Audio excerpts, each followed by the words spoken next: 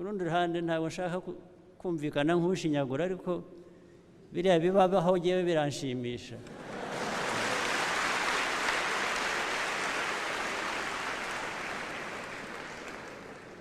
Buriya ni ibisubizo babonye binturutseho ariko atari byo bibabwiye.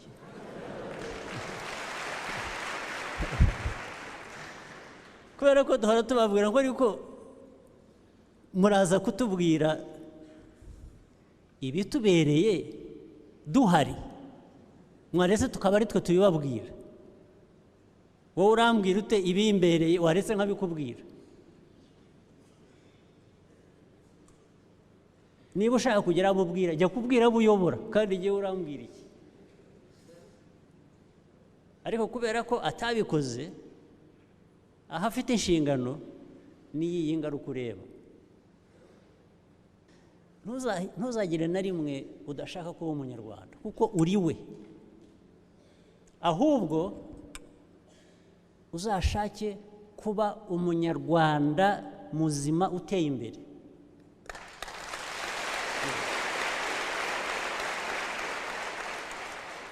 Uzagutwara iwabo agashaka kukwigisha kuba nk'uw'iwabo, aho ngaho uba wahombye. Ariko iyo ushatse kuba umunyarwanda ugashaka kuba bariya bo hanze bera, ugashaka ukabivangavanga, urapfuba.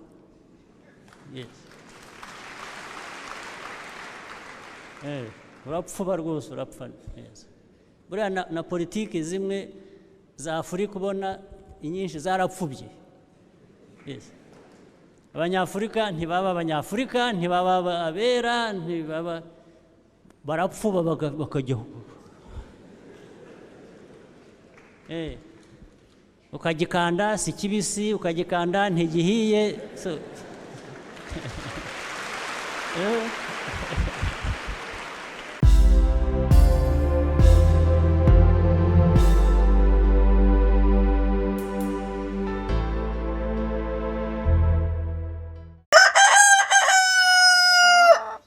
Nk'abantu nyine namwe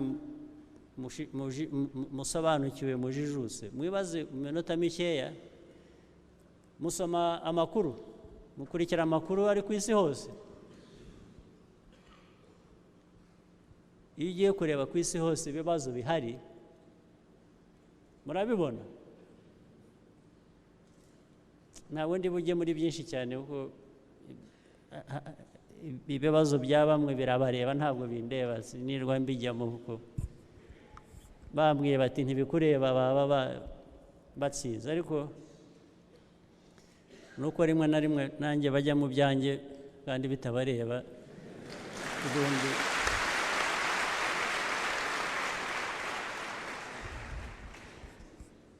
Ariko nubwo ntabasubiza, njye mbasubiza ku buryo bubiri. Uburyo bwa mbere, yewe namwe mwese dufatanije, nuko dukora ibitureba kandi tukabikora neza bikaduhira.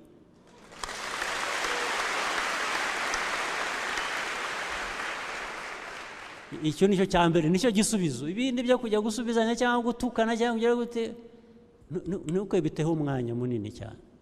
Wereba ibikureba, ibyo ushaka ubikore uko bishaka, ubikore neza biguhire. Ubwo ni igisubizo kimwe kiba kibonetse. Igisubizo kindi babona kitanturutseho gituruka kubo bayobora. Iyo bagize ibibazo nk'abiriya bibazo bituruka mu bo bayobora, bababwira ngo ariko ibyo mudukorera ntabwo ari byo dushaka. Ahubwo murarenga mukajya kubwira abandi ibyo bakwiye gukora, ariko twe ntabwo mudukorera ibyo dushaka. Buriya ureba iriya chaos ureba yose n'ikivuze.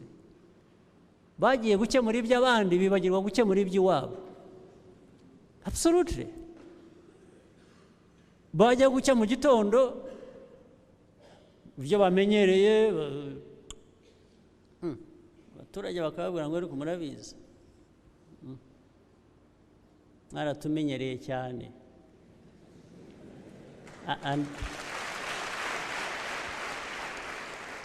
and you took us for granted. Ariko ntabwo mwadukoreye ibidushimishije. Twabahaye trust, tubaha mandate, murangize mujya gukora mu nyungu zanyu. Mwebwe abayobozi batuyobora. Murangije mujya kwita ibihugu by'ahandi, twebwe muradusiga, muratwibagira, none muje kudushakamo amajwi yo kubatora. Oya, uyu munsi ntabwo tubatora. Buriya nibyo bariho bababwiraga.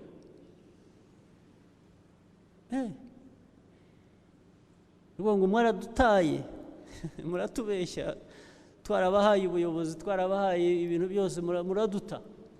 Murimenya, murangije mujya n'ahandi ku nyungu zanyu. Ukuntu ku rundi ruhande ntabwo nshaka kumvikana nk'ushinyagura, ariko biriya bibabaho ngewe biranshimisha.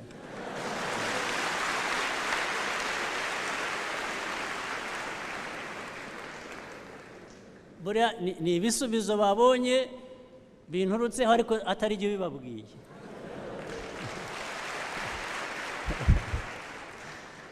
Kubera ko duhora tubabwira ngo ariko muraza kutubwira ibitubereye duhari, mwaretse tukaba ari twe tubibabwira. Wowe urambwira ute ibimbereye, waretse nkabikubwira? Niba ushaka kugira abo ubwira, jya kubwira abo uyobora, kandi igihe urambwira iki? Ariko kubera ko atabikoze, aho afite inshingano n'iyi ngaruka ureba. Muranyumva? Oh yes. Ibi byose mureba, sinirwa mbavuga amazina yaho hariho n'abo ari bo, murabyumva. Oh yes. Ariko nta hantu buriya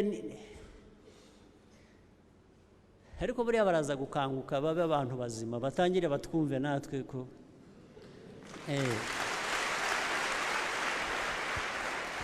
buriya bazatangira kutubaza, burya ariko namwe burya mufite ubwenge, muratekereza burya kuko namwe burya mushobora kwikemurira ibibazo bikabahira bikabaramba, twebwe ahubwo ibyacu bikatugaruka. Ariko ubwo ibibazo barabyibaza, ibisubizo bakabyiha, ariko barebeye kuba ejo bundi bagayaga bari aho birirwa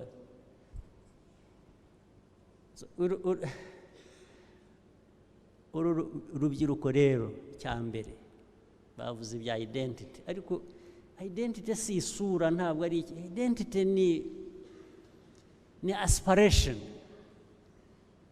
Aspiration urashaka kuba iki? Wakwishakamo ubushobozi bukikugezaho kuba ufite.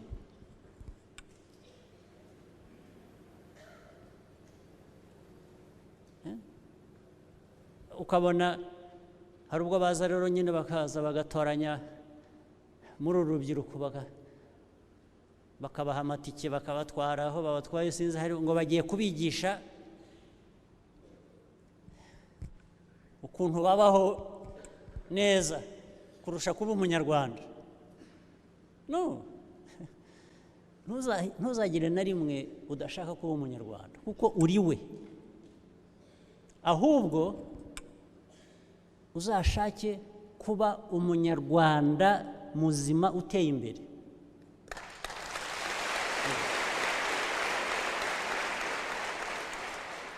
Uzagutwara iwabo agashaka kukwigisha kuba nk'uw'iwabo, aho ngaho uba wahombye. Ni nk'uko ukora bizinesi, amafaranga wari umaze kujya yose akabura akazima, buriya uba wabaye ubusa. Iyo utwawe kujya kugirwa uw'ahandi, burya ntacyo uri cyo. In fact ufatirwa hagati, uzi ikintu bita gupfuba.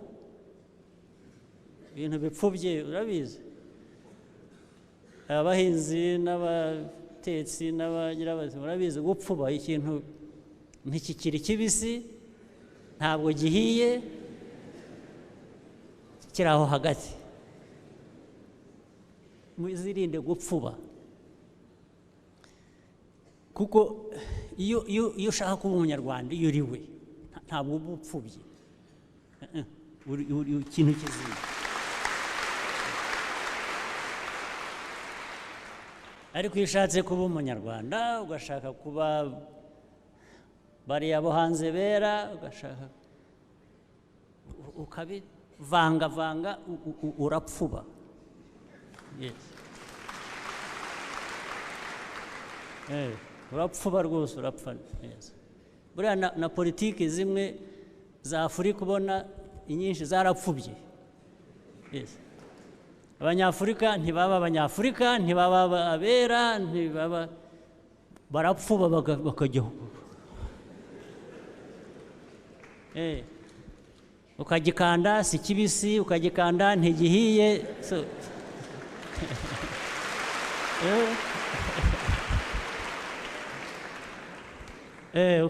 ukayoberwa icyo ari cyo.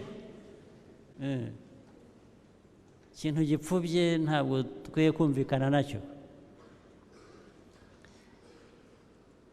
Naha bihera rero, iyo muri uru rubyiruko, bya bintu nahoze nshakisha bya substance, ikirimo gifite inyungu. Mu rubyiruko niho abantu bashobora guhira cyangwa bagapfuba pe. Tuzirinde gupfuba, nta n'impamvu, impamvu yabyo nta ukwiriye kuba yahitamo ngo ahitemo kuba ikintu gipfubye.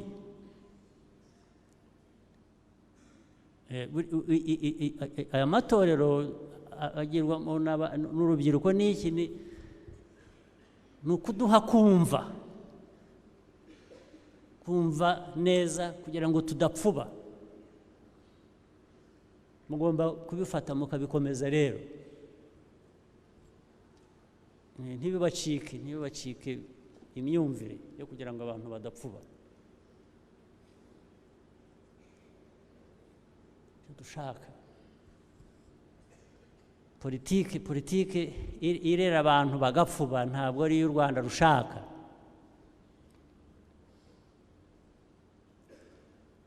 Kandi mujye mugira kwizera, you should have confidence.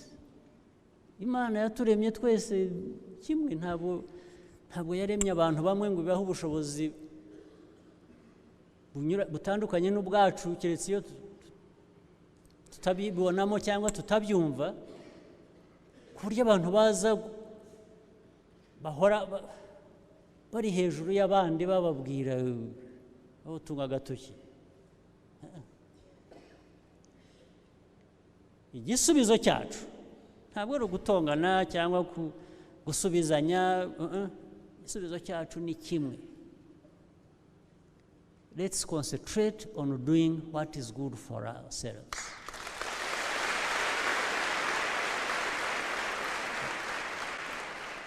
Iyo wowe ureba ikikureba, ugashaka kucyuzuza, ugashaka kuzuza inshingano yawe, akaba ari uhoraho, ndetse bikagaragara ko utera imbere, nicyo gisubizo cy'ugusuzugura, cy'uwagututse, cy'ukwifuriza nabi, nicyo gisubizo. Don't waste your energy ujya gusubizanya gusa mu magambo, ujya gutukana. Bihorere, wowe kora ibikureba, ubikore neza, ubivanemo inyungu. Aho azajya kugarukira azaza ari undi muntu. Mwibuke mu bihe byashize 1994, 1995, 1996, 2008, 2000, ariko cyane muri za 1990, guhera muri 1994 kugeza 1999. Ku isi hose nta muntu waduhaga amahirwe ngo avuge ati aba bantu bazavayo. Yes, icyo bita u Rwanda rwari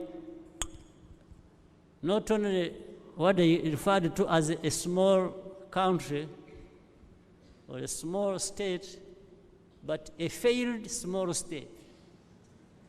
Double tragedy.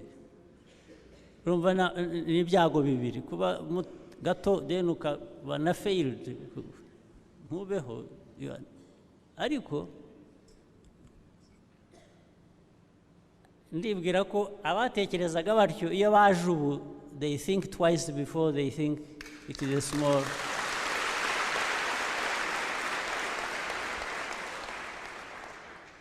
Absolutely not. We refused to fail.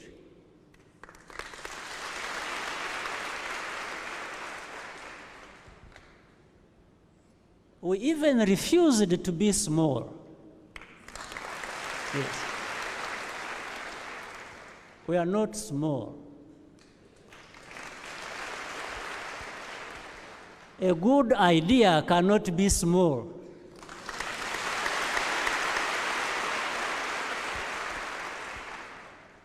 Good ideology cannot be small.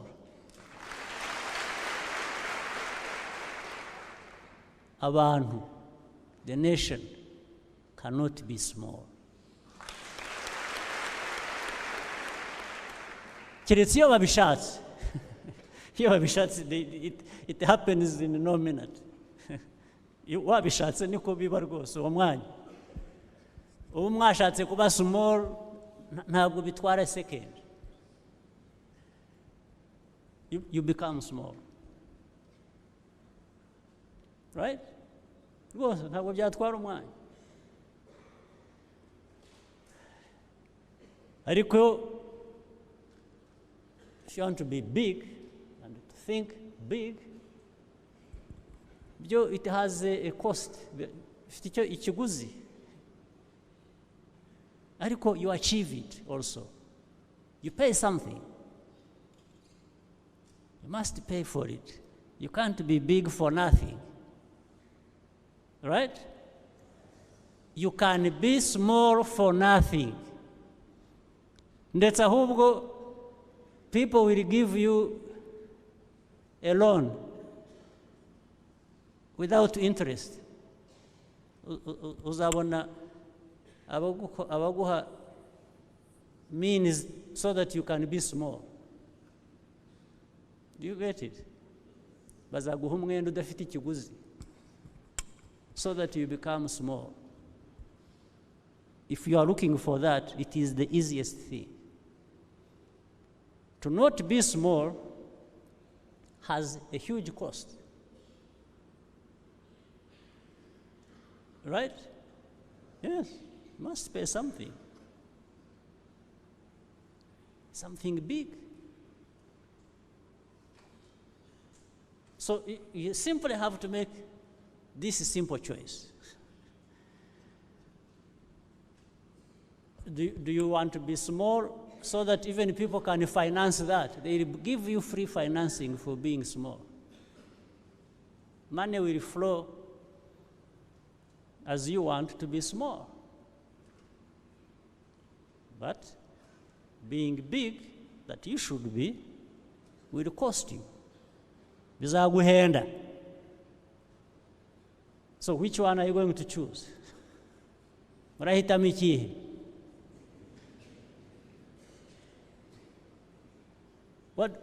Murahitamo iki?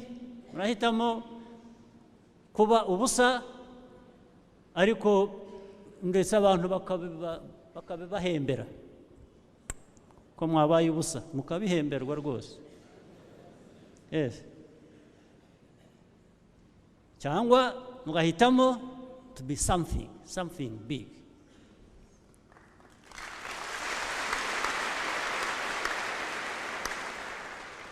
That will cost you big. There's no doubt about it. It will cost you. You'll probably have to spend sleepless nights, working hard, working together.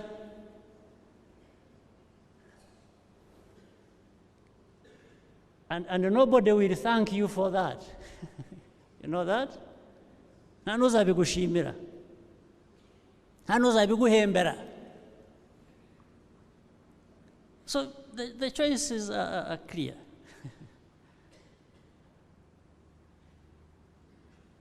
Now, hagati aho ngaho harimo kwa gupfuba rero.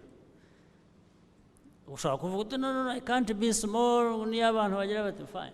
But are you ready to be big and pay big? Hari abandi bafatirwa hagati aho rero, bagashaka to get a dose of both. They want to be small and get something for being small. Then they want to be big but are not ready to pay big. They want to pay small. Ugapfuba ukajya hagati, ugapfubira hagati aho ngaho. Right? Abo nabo turabagwije, urababona across the world baraho. So ariko icyo nakwifuriza u Rwanda, icyo nabasaba is to make one very clear choice.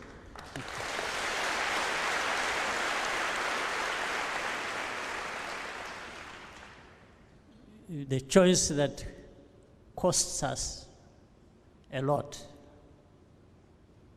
But for a lot, we get a lot more. And I think this is where we belong. We belong in that place. Yes. We belong in being big. You know?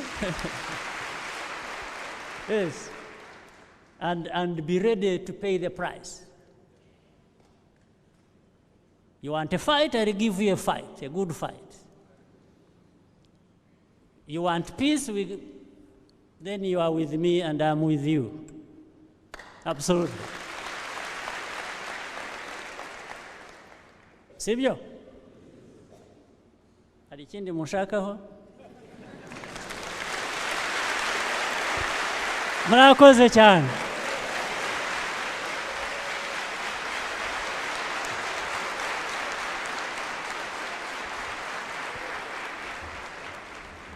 Ngwintore muramenye, ngwintore muramenye, ngwintore ntiganya, ishaka ibisubizo umva. Ngwintore muramenye, ngwintore muramenye, ishaka ibisubizo.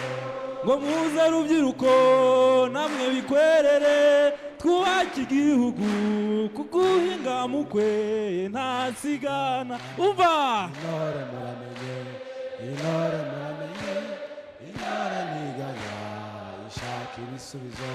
ngo twaba babiri cyangwa si ijana, ngo intore ntiganya ishaka ibisubizo umva. Intore muramenye, intore muramenye, intore ntiganya ishaka ibisubizo.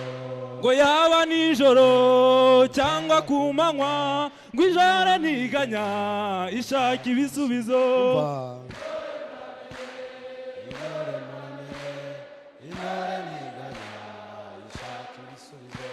Ngo yaba mu mvura izuba ry'igikatu, ngo intore ntiganya ishaka igisubizo.